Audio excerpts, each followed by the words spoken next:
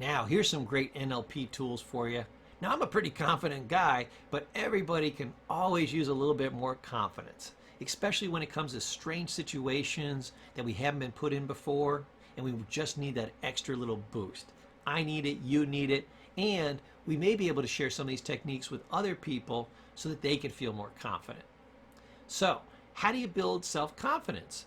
Well, you take your negative thoughts, your disempowering beliefs and visualizations, and you use those scrambling techniques that we were just talking about. Or you can use burying techniques. You just pile on mental images of being confident over and over and over again until it can't be found. Use that de-intensifying technique we talked about to bury it. Make it gray and blurry and far away and small and kind of smeared and fuzzy and unclear, and bury it, bury it, bury it. Bury it under confidence by thinking of all the different times you've succeeded at different things. I nailed it when I did this and this and this and this and this, and oh yeah, let me tell you about when I did this, okay? And just stack and stack and stack. Just like those pieces of paper burying that guy. One little piece, one little memory won't do it. Do another and another and another and another till any lack of confidence is buried. To hear them announcing your name for the award, or telling you that you're getting a raise, or people telling you how proud they are of you. So do the visual, do the auditory, do the kinesthetic. Do it over and over and over again. You may want to use your anchoring technique.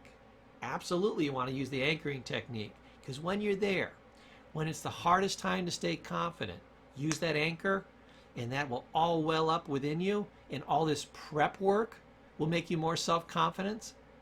And you should be building self-confidence on a regular basis, just so you feel confident about everything, that you have some certainty in your life, that you build it up before you need it, not after you need it.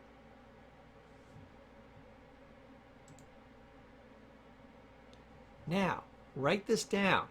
Confidence is the story you tell yourself about yourself.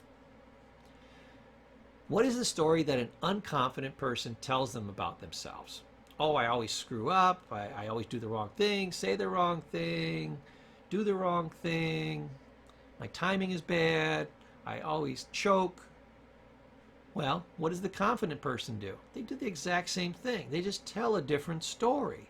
Oh, I always kick butt and take names. People always love my presentations. I always do a great job. They picture people being happy after. They picture massive success. They eliminate any thoughts that don't match that. And they tell themselves the story, hey, I'm the guy that wins. It's the other guy that needs to be worried, not me. Okay? Your story is what determines how you feel about yourself and how much confidence you're going to have.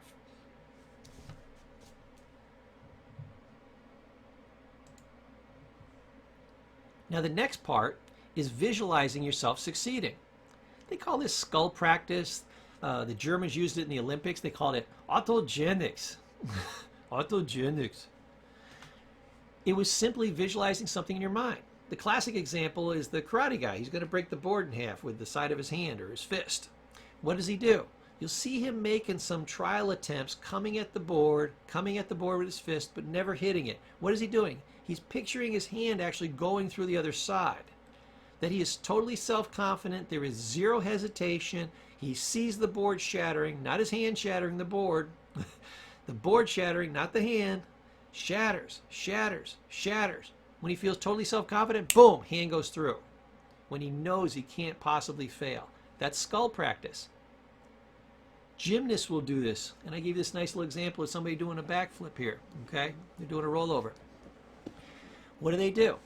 They imagine themselves doing it successfully, imagine themselves doing it successfully, imagine themselves doing it successfully, and when they do it, they're successful. Coaches and Olympic athletes, this is when they were using the autogenics in the Olympics, the Germans. What would they do?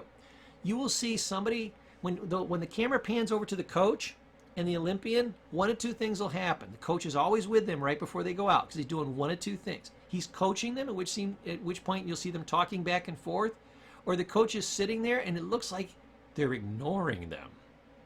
No. The person is sitting there, usually with their eyes closed. And what are they doing? They're sitting very still and very quiet. They're doing the skull practice. They're picturing themselves doing a perfect routine, absolutely perfect, flawless.